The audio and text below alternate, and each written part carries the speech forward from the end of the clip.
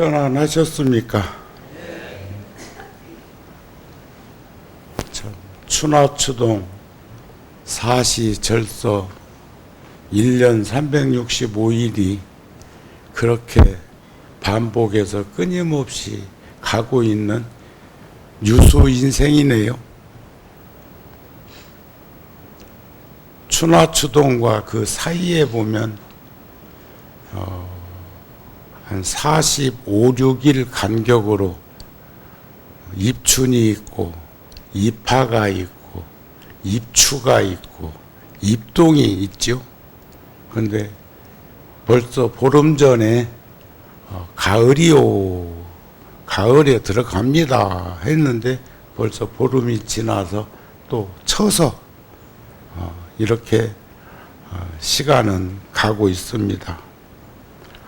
불교에서는 문사수 수행법이라는 게 있는데, 문사수, 들을 문자, 생각사자, 그리고 닦을소자.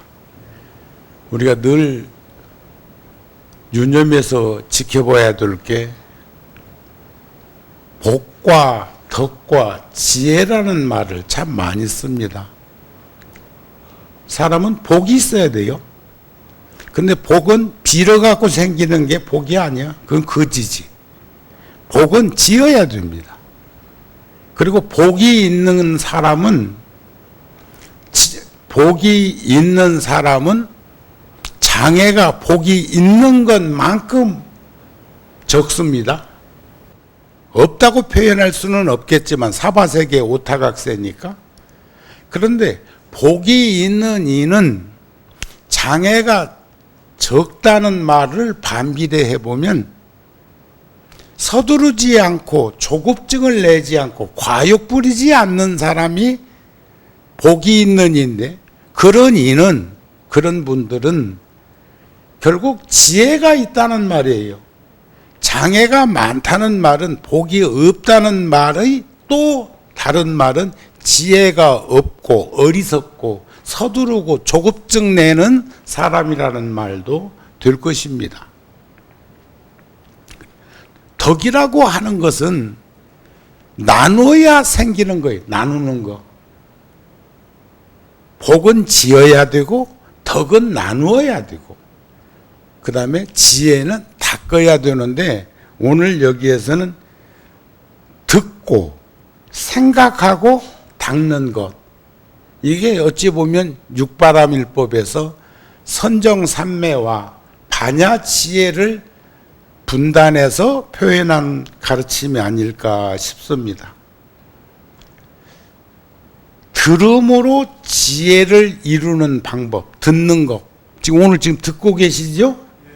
들으면서, 나도 이렇게 말하면서, 여기서 말하는데 저도 듣습니다. 내가 귀 막고 소리치거나, 아마 내가 귀가 어두우면 목소리가 더 커지겠지요. 제가 어제 아래는 점심 공양을 식당에 내려가서, 공양간에 내려가서 공양을 하고, 또 불교방송 BBS에서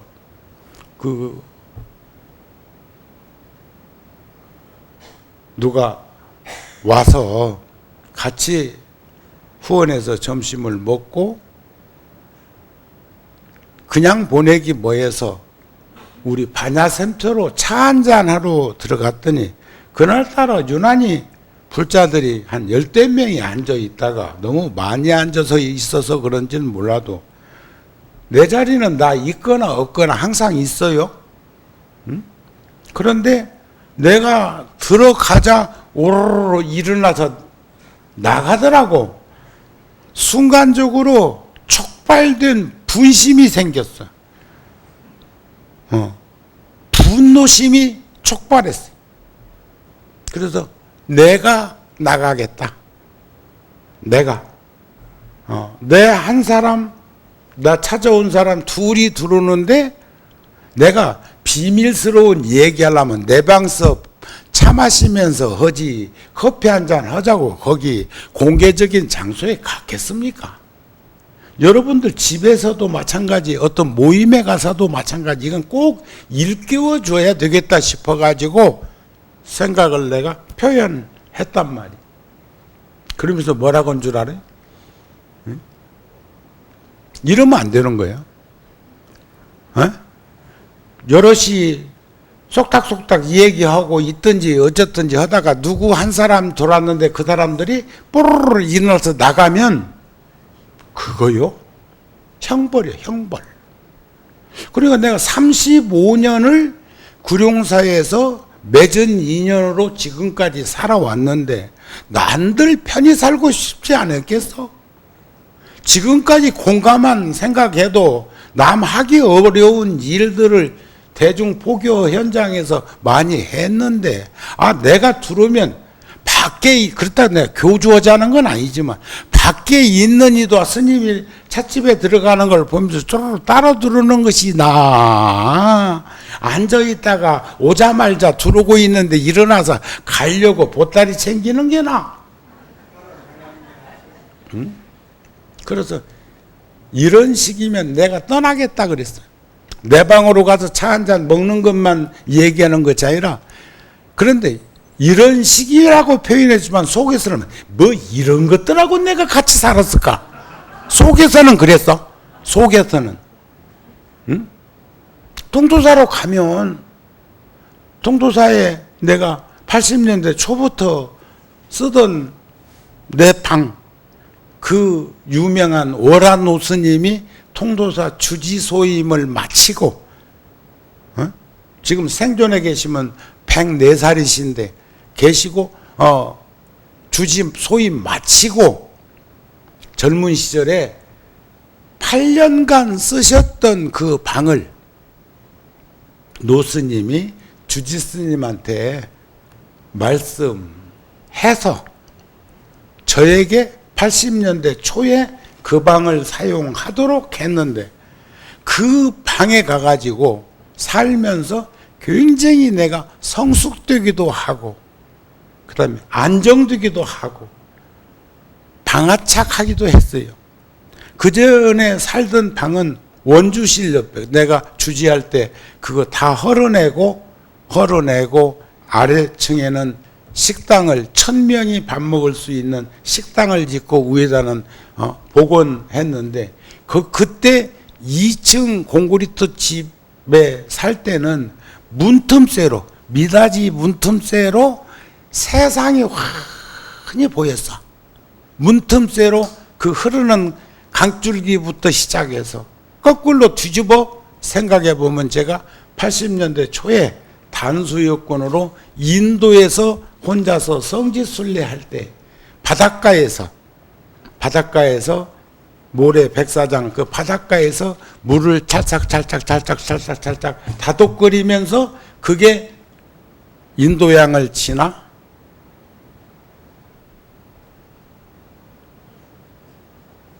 부산으로, 물론 해초 스님은 배 타고 인도도 갔었으니까 나는 비행기 타고 갔었지만, 그렇게 탈착 하는데 그게 흘러 가고 있는 통도사 영축산 물이 흐르는 계곡까지 다다라서 내 방 앞에까지 와 있었다고요. 그게 불과 1, 2분도 안 걸리던데. 1, 2분도 안 걸렸어. 한번 생각해 보세요. 그 해초 스님이 써놓은 왕후청축곡전에도 해초 스님도 이런 이야기 저런 얘기, 신라를 그리워하는 이야기들을 거기다가 썼었지만, 나도 거기서 그렇게 하면서 내 방 앞에까지 왔던, 방문 앞에까지 와 있던 내 마음이 지금 쓰고 있는 그 방에 가가지고 굉장히 성숙된 정우 모습으로 변화하는데 참 좋은 걸 보면 터라는 것도 무시 못한다. 1000명, 10,000명이 통도사 와서 왁작지껄하게 소리를 내도 지금 제가 쓰고 있는 방에 있으면 아무런 그런 끄들림이 없는 방이니까, 통도사에서는 어쩌면 가장 좋은 방, 가장 편안한 방, 가장 넉넉한 기운이 감도는 방. 그랬는데 이번 주지스님, 내가 주지소임 보면서도 다른 일 하다가 내 방은 손도 못 대고 왔어. 그랬는데 이번 주지스님이 제 방, 이게 길게 되어 있는 이 방 뒷툇마루를 뜯어내고 그 방에다, 그 방 정도 쓰는 스님들이면 다 옛날로 말하면 원로, 지금으로 말하면 준원로, 다 60, 70대 스님들 서너 명이 쓰고 있는 방이에요. 전임 주지 스님도, 지금 주지 앞에 내 후임 주지 스님도 결국 주지 소임 마치고 그 채로 온다고요. 응? 그런데 거기다가 세면장을 넣어주겠다고 지금 공사를 하니까, 에? 그게 또 병이 됐는지는 모르겠어. 그동안에는 화장실도 없고, 그랬어. 그런데 도시에서 살다가 나이 먹어가면서 통도사 한 번씩 가서 있으면 제일 불편한 게 화장실을 밤에 가야 될 때가 있더러 있잖아요. 젊었을 적에는 그냥 누워 자면 새벽 3시 눈 뜰 때까지 별일이 없었지만 지금은 이게 나무 얘기가 아니요. 그랬는데 그런 것을 주지도 않은 거예요. 주지 스님도. 그래가지고 이제 그렇게 해준다고 해서 그랬는지는 몰라도 순간적으로 촉발된 분심이 일어난 것은 인연이 다했는가 보다. 여러분들은 절대로 손님 와 있는데 빗자루 들고 저 청소기 돌리거나 그런 짓들 하지 마소. 그런 게 우리들의 작은 이야기 틈새에서도 능히 상대가 느낄 수 있는 그런 일이 아닐까 싶었어요. 참 30대 초에 서울에 와가지고 어른 스님 뜻에 따라서 와가지고 35년이라는 시간을 함께 했는데, 내가 그렇다고 뭐 그렇게 그냥 노출되어 있는 입장도 그러다 보면 이제 안 내려가게 되는 거예요. 안 나오게 되는 거예요. 뭔 말인가 아시겠어요? 절대로 우리 같은 또래인데 그러지 말자고요. 그 속으로는 미안했어. 그렇게까지 할 건 없는데 그럼 가면 가는 겁니다. 바빠서 가는 것도 달라. 잠시 앉아 있다가 가야 될 시간이 오비락으로 생겼다면 슬그머니 일어나서 눈 인사하고 나가면 되는 거예요. 그런데 그게 집단으로 행동하는 것은 문제 있다니까. 알았습니까? 그러니까 그런 것도 우리가 생각으로 지혜를 이룰 수 있는 그런 이치 속에서 한번 봤으면 좋겠고, 닦음이라는 것은 수행이라고 하는 것은 선정삼매를 의미하는 것이기도 하는데, 공자님도 그런 말씀을 했어요. 배우고서 생각하지 않으면 얻음이 없고 빈 봉투는 영원히 빈 봉투요. 제가 생각만 하고 배우지 않으면 인생이 위태롭다는 말씀도 있어요.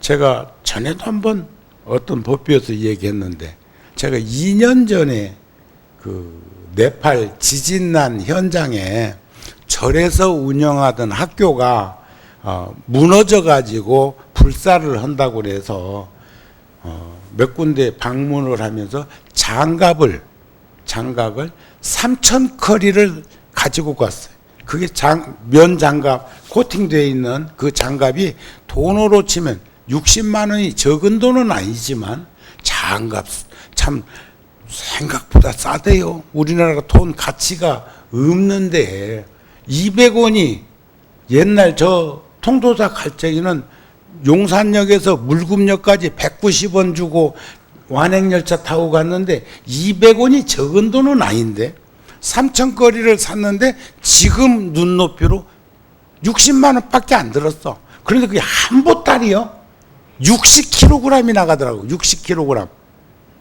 그걸 가지고 가서 그 거기는 산속이니까 돌 일을 해가지고 제주도처럼 돌 축대도 싸고 집도 돌집 지어야 되고 하는 그곳에 맨손으로 망치질하는 것이 안타까워서 그걸 사가지고 갔고, 제가 군종교구 소임 볼 적에는 30만 커리의 장갑을 사가지고 최전방 군인들 월동 준비하는데 지원한 적도 있어요.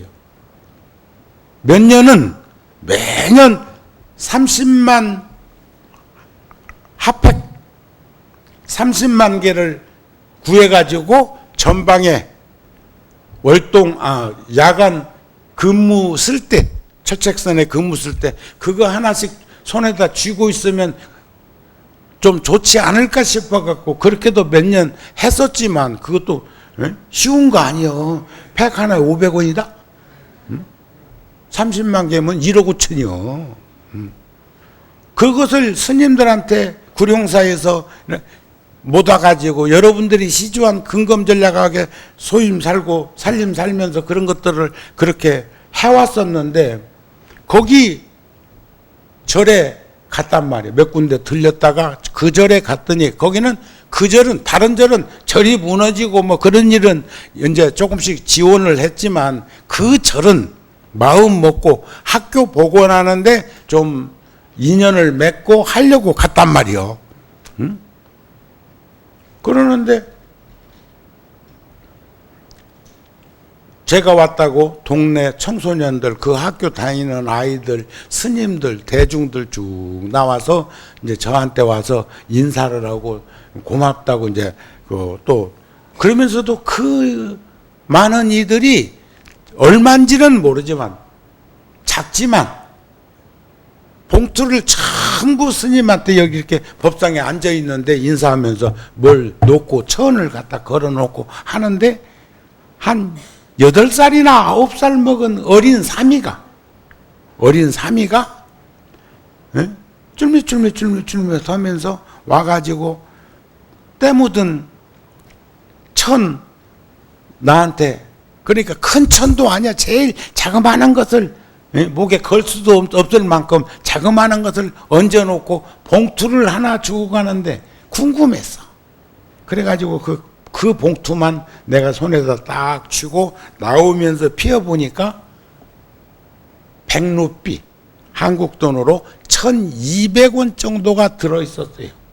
8살, 9살 정도 먹은 어린 스님이 놓고 간 봉투에. 그래서 내가 찾았어. 대중들 앞에 찾았어. 요거 나한테 놓고 간 어린 사미를 좀 만나고 싶다. 그랬더니 그 봉투를 만들어준 스님이 나한테 얘기하는 거예요. 아침에 당신한테 와서 그 어린 사미가 스님 돈 200루피만, 2,400원이야? 200루피만 좀 빌려주세요. 집가인님이 뭔 돈이 있다고? 아니, 티베트 불교는 전체가 앉아있으면 대중공양이 오면 높낮이는 있어. 예를 들어서 그 어린 사미에게 100루피, 1200원을 준다면 달라이라마에게는 최소한 7배를 달라이라마 법상에 놓는 그런 요식이 있어. 그 주지스님 한 3배 정도, 이런 식으로. 뭔 말인가 이해가 되시죠? 연세가 많은 스님은 한 2배 정도, 어린 스님들은 1,000원을 줬다면 이제 그런 식으로 하는 거 있으니까 지도 언젠가 그런 보시금이 들어오면 돌려주겠다, 그런 말이요. 그런데 그게 얼마나 가슴에 와 닿든지 대중공양을 주머니 털어서 주고 가져간 돈을 그 학교 복원하는데 이미 다 내놨기 때문에 그러니까 달러로 말하면 1불이고 한국 돈으로 말하면 1200원이고 네팔 돈으로 말하면 100루피인데 제가 거기서 그랬어요. 이 어린 스님 이름으로 한국에 돌아가서 10,000불을 다시 송금하겠다. 이 아이 이름으로, 이 어린 스님 이름으로 학교 복원하는 데 써달라. 잘했어, 못했어? 그러니까 스님한테 보시를 해도 10,000배다. 그럼 부처님한테 보시하면, 부처님한테 시주하면, 부처님께 공양 올리면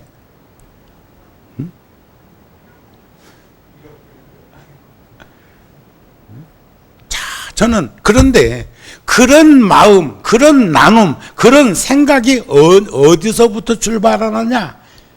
어렸을 때 설날 큰 집에 가서 제사 지내고 제일 먼저 세배하러 간 집이 은행집인데, 은행에 다니는 아들이 있었는데 그 집에서 1원짜리 조그마한 그 지폐를 동네의 애들은 한 300명 된다면 한 100장 정도, 그러니까 100원 정도를 가지고 나눴던 것 같아.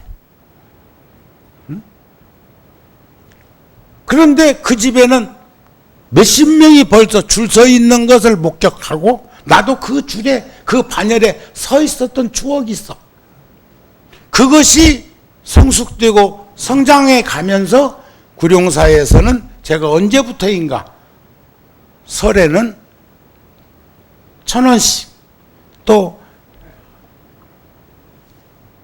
어찌 보면 노불자가 5장 달라면 5,000원인데, 그죠?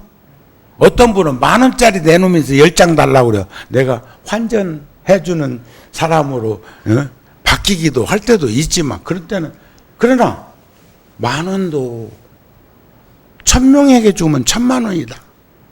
작은 돈 아니에요.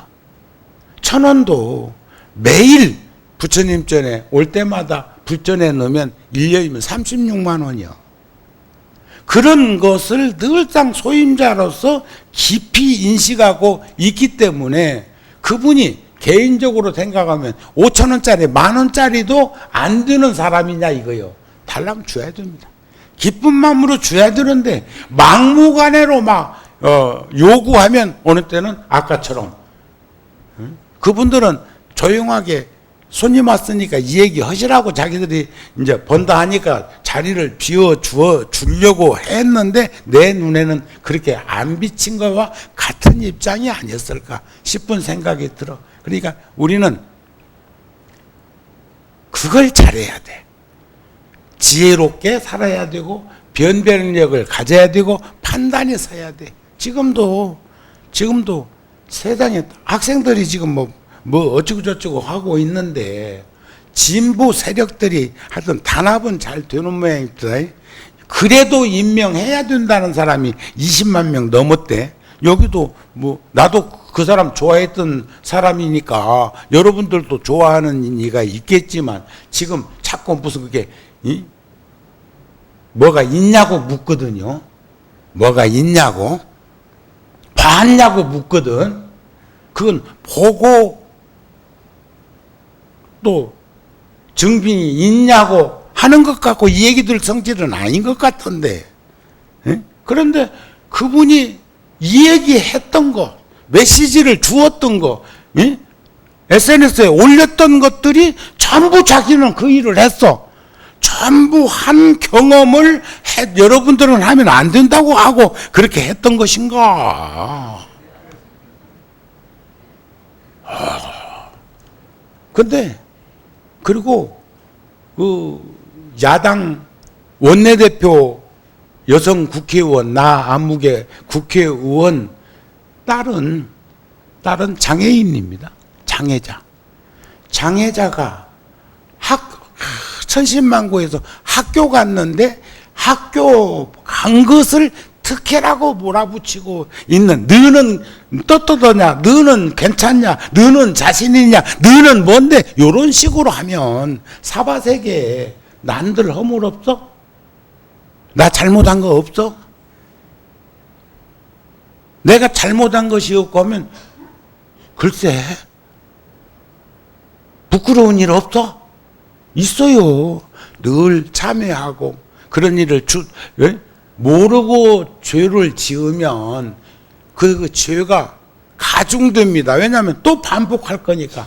알고 업을 지으면 그런 일이 점점 축소되고 작아지지 않겠습니까?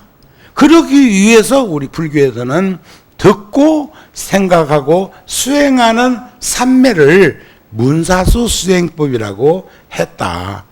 그리고 그렇게 되었을 때 보리, 안욕따라 삼약삼보리를 증득할 수 있는 그러한 단계를 우리는 가까이 가고 있는 것이다. 이렇게 보실 수 있었으면 좋겠습니다. 그러니까 정우 스님에게는 어린 시절에 일원 받았던 것이 1,000원으로 바뀌고 10,000원으로 바뀌고 그게 5만 원이면요 5만 배요. 5만 원도 10만 원도 스님도 누구에게인가 줄 수 있습니다. 스님이 이번에도 함께 30년 이상 살았던 스님에게 제가 전전달에 6월달에 우리 우란분제일 삼재 날이 내가 세상에 나온 날이요.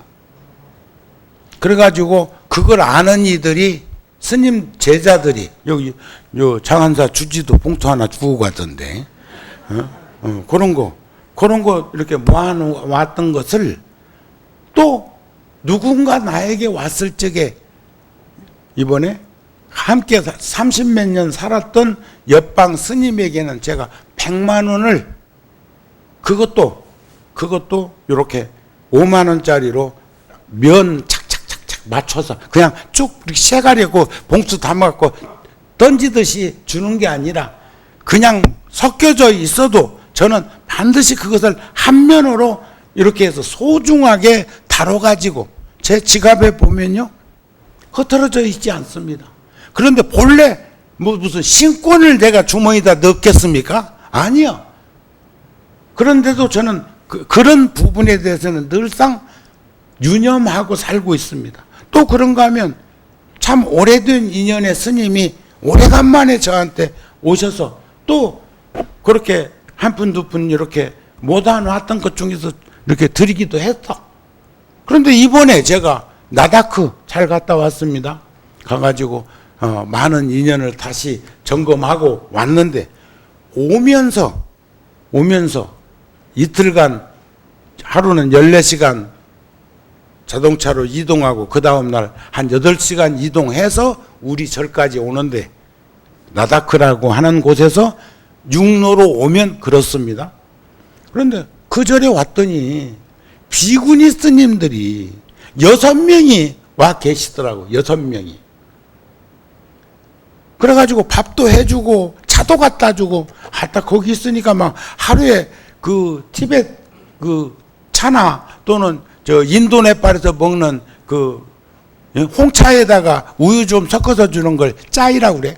그것을 갖다 주기도 하고 뭐 그러니까 고맙 내 방에 막 또 과일도 갖다 놓고 자두도 따다가 절에 자두나무 원숭이도 따다 잡수는데 또 따다가 같이 오고 이번에는 또 사과를 막 따가지고는 그냥 산더미처럼 싸놓고 나눌 거라고 주지가 그렇게 나한테 연락이 왔던데 그런데 결국 그 스님들이 한 3일 있는 사이에 한 이틀쯤 되니까 차 한 잔 갖고 와가지고 휴대폰을 척 내 보여주는 동영상에 보니까 그 스님들이 살고 있는 절이 50년 살았다는 스님이 거기에 와 있었는데 그렇게 눈이 오거나 그렇게 비가 온 적이 없었대요. 왜냐하면 히말라야 큰 산 너머에 있으니까 분지에.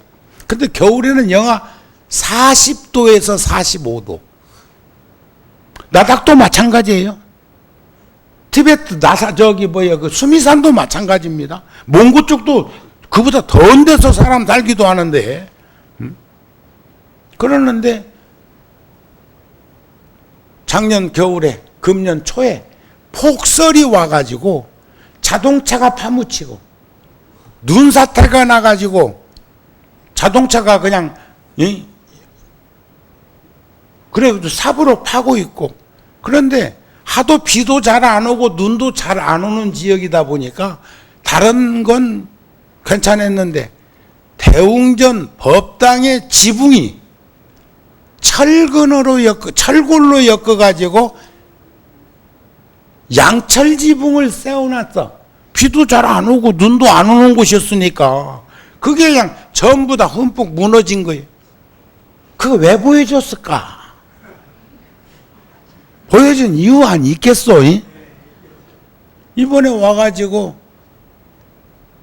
구룡사하고 저하고 해가지고 1,800만 원, 15,000불 이렇게 환전해가지고 통장으로 해줘서 지금 그 공사가 거의 끝나간다고 우리 거기 살고 있는 주지가 그 현장에 가서 격려도 할 겸 사과 딴 것도 좀 실어다 줄 겸 해가지고 갔다 올 거라고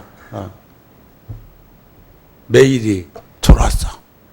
그러니까 우리들은 세상을 살면서 끊임없이 반복해서 이렇게 이루어지고 있는 톱니바퀴 같은 현장에서 들여다볼 수 있는 것, 그것은 보고 생각하고 그리고 지어나가는 그런 모습 속에서 이루어질 수 있는 일들이 아니겠습니까? 하는 말씀을 드리고 싶다. 그런 말씀이죠. 자, 우리들은 그러면 문사수 중에 어떤 것을 지혜를 닦는다는가? 어떤 것을? 우리가 성인의 도에 가기 위해서는 팔정도를 실천하라고 하거든요. 성인의 도에 들기 위해서는 정견, 정사유, 정어, 정업, 정명, 정정진, 정념, 정이라는 이 팔정도를 닦으면 성인의 도에 이른다 그래서 성인의 도. 그런데 성인의 도라는 건 뭘까? 원효 스님은 그것을 발심 수행장에서 간결하게 표현한 말씀이 있어. 신라의 원효는 자락을 능사하면 신경여성이요 난행을 능행하면 존중여불이다. 스스로의 즐거움을 내려놓을 줄 알면 그 사람이 믿고 공경하기를 성인 성자에다가 같을 여자 성인과 같이 대한다는 거예요. 그러니까 성인이 누구냐 하면 스스로의 즐거움을 내려놓는 우리들의 어쩌면 어버이 같은 인생을 사는 걸 성인의 모습이라고 생각하고 그것이 불교적으로 얘기하면 팔정도를 행하는 그런 수행법이 그렇습니다 하는 말씀이에요. 그런데 그럼 어떤 분이 부처님이냐? 난행을 능행하면 어려운 일을 능히 행하는 이가 존중되기를 여불 같을 여자 부처불자 부처님과 같이 대한다. 그러면 이게 부처님이 다른 분이 아니고 사실은 어렵고 힘든 일을 행하신 분이요. 그러면 여기서 오늘 지금 제가 제목을 잡았던 듣고 보고 그 다음에 생각하고 행동하는 그런 지혜닦음이라는 것은 여기에서는 진실하게 고진멸도를 본다면 이게 사제입니다. 사제 팔정도라고 그랬는데 사제 고진멸도 고통과 괴로움을 모아서 소멸시킬 수 있는 길이 팔정도니까 결국 팔정도를 보고 닦는다면 그를 지혜를 닦는이라고 한다 그랬어요. 지혜를 닦는 사람이 다른 게 아니고 고진멸도 사제 팔정도를 보고 행하는 그러한 삶을 살아가는 게 지혜를 닦느니라 그랬어요. 그러면 어떤 것을 말해서 마음이 방일하지 않다고 할 수 있습니까? 방종, 방심, 방일 같은 말이요. 방자 들은 거 방학도 별로 안 좋아. 응? 사람은 방학을 노는 날로 생각하기도 하잖아요. 자유가 지나치면 방종이라고 그러는데 방종이나 방심이나 방일은 우리말로 간결하게 강하게 표현하자면 게을러 빠진 것을 말해. 게을러 빠진 거. 알았습니까? 게을러 빠진 거. 지금 제가 써도 그만 안 써도 그만이 아니고 써도 불편하고 안 써도 불편한데 그래서 안경점에 눈을 다시 시력 점검을 해가지고 가지고 있던 안경들을 지금 싹 맡겨놓고 왔는데 요게 이제 그 컴퓨터에서 보는 이렇게 좀 컴퓨터 이만큼 떨어져 있잖아요. 이건 돋보기는 돋보기인데 컴퓨터 돋보기요. 요거 하나 딱 남아 있어가지고 안 들고 올 수가 없었어. 요즘 그렇네. 그러다 보니까 여기 지금 메모판을 보려면 요것을 쓰고도 잘 조정해야 돼. 그래도 안 쓴 것보다는 훨씬 나아. 어떤 것을 방일하지 않은 것이라고 하는가? 방일하지, 게을러 빠지지 않은 사람이 드러나는 현상이요. 첫째, 부처님을 생각하고, 부처님의 가르침을 생각하고, 승보, 스님네를 생각하고, 규범, 계율을 생각하고, 보시해서 버림을 생각하고, 좋은 곳을 생각하면, 여기서 좋은 곳이라는 것은 좋은 국토를 생각하면, 어쩌면 이건 천당일 수도 있어. 이것을 이름해서 마음이 방일하지 아니한 자가 취할 수 있는 모습이다 이랬어.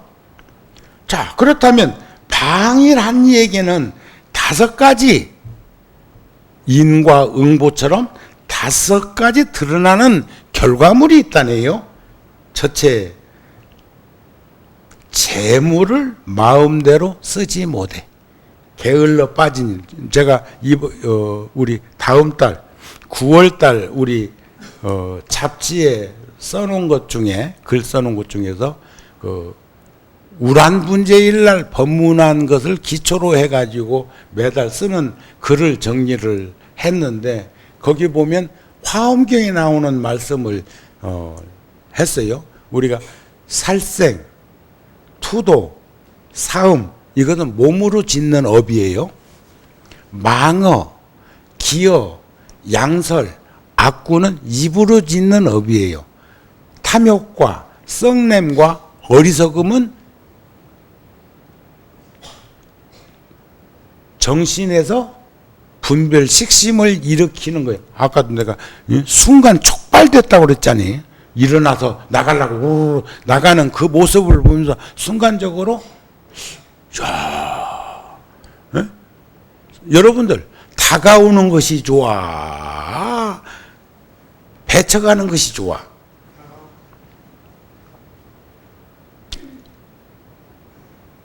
그렇습니다. 내가 청춘을 거기다가 다 내려놓고 살았는데, 그래, 정우 스님이 들어오니까 뽀르르 일어나서 기 나가려고 하면 그게 좋은 일이냐? 근데 자기들은 그래, 어려워서, 어려워? 말 좋다. 어려워? 뭐가 어려운데?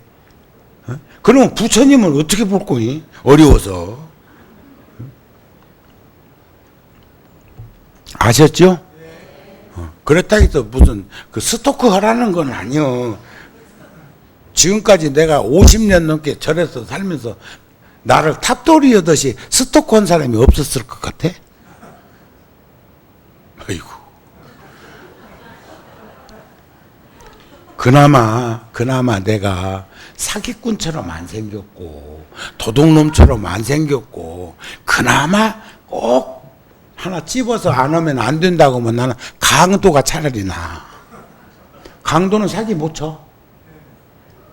그 3가지 다 해서는 안 되는 일이요. 안 되는 일인데, 관상학적으로 볼 때 내가 사기꾼처럼 안 생겼죠? 도둑놈처럼 개기름 끼러? 아니요, 나 개기름 낀 줄 없어. 그 욕심 많은 이들이, 욕심 많은 이들. 이번에도 텔레비전에 분장하고 나오라는 얘기 아닌데, 텔레비전에 나와가지고 대중 앞에서 어찌고 저찌고 하는 이들도 보면 막, 이렇게 만지면 막 묻어나올 것만큼 막 여기서 막 번지름하게 생긴 것은 욕심이 많아서 생기는 거예요. 욕심이 많아서.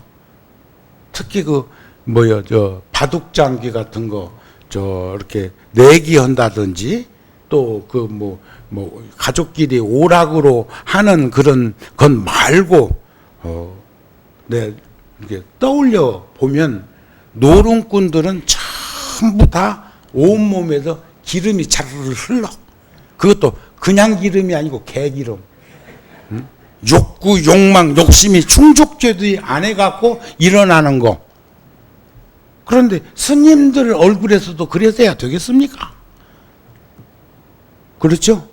아니 비구니 스님들이 뭐 화장하는 것 봤어? 여자 스님들이 나는 노션도 안 써. 그런데 써야 될 때가 있더라고.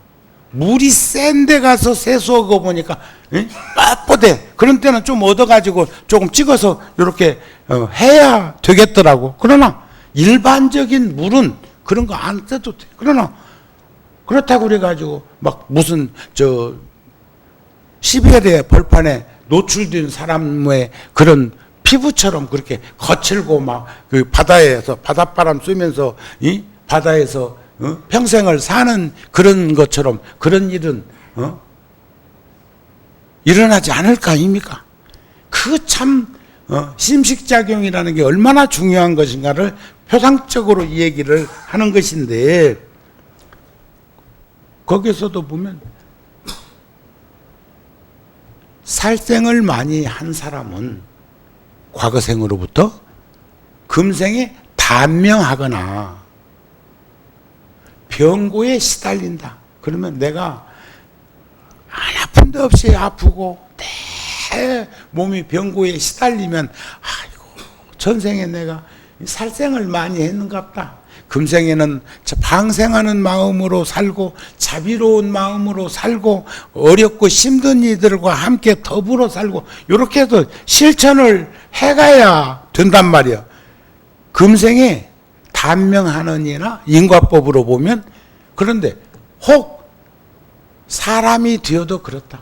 그런데 살생을 많이 하면 사막도에 떨어지는데 혹 사람이 되어도 단명하거나 병고에 시달린다. 이랬어요. 이해가 됩니까? 남의 물건을 많이 손댄 사람, 훔친 사람은 사막도에 떨어지나 혹 사람 몸 받아도 빈궁하거나 있어도 못 써. 벌벌벌벌 떨다 죽어. 그러니까 복도 버는 복 있는 사람이 있고 쓰는 복 있는 사람도 있고 그렇다더라. 그래가지고 부자지간에 다투는 것 보니까 부모와 자식지간에 다투는 것 보니까 부모는 근검절약하게 검소하게 살면서 부지런해가지고 뭘 좀 모아놨는데 그 돈을 빼다 쓰는 놈들은 엉뚱한 놈이요. 그러면 폭포하겠던데 속상하겠던데 그렇지 않습니까? 근데 그게 조화롭게 유유상종할 수 있는 삶의 현장에 같이 만나서 살면은 얼마나 복스러운 가정일까, 다복한 가정일까 하는 생각이 들더라. 그런 말이요. 이제 마칩니다. 그래서 재물을 마음대로 쓰지 못해. 어떤 사람이? 게을러 빠진 사람이. 나쁜 이름이 밖으로 퍼져. 가난한 이에게 나눌 줄 몰라. 사부중 보기를 좋아하지 않아. 사부중은 우리 대중들을 얘기하는 거예요. 다섯 번째는 천신의 몸을 얻기 어렵다. 천신의 몸. 육도 중에 그래도 극락 가까이 근사치가 하늘에 태어나는 거래요. 근데 그때 그 시절에 부처님 당시에 지금도 뭐 기독교라든지 이런 데는 꼭 거기만 댕겨야 천당 간다고 그러잖아요. 우리는 착하게 살면 천당 간다고 가르치는데 저쪽은 믿어야 간다고 한다? 응? 그러니까 우리는 밥상머리에 안 앉아도 밥 먹을 수 있고 배부를 수 있고 한 끼를 때울 수가 있는데 밥상머리에 앉으면 편리하기는 하지.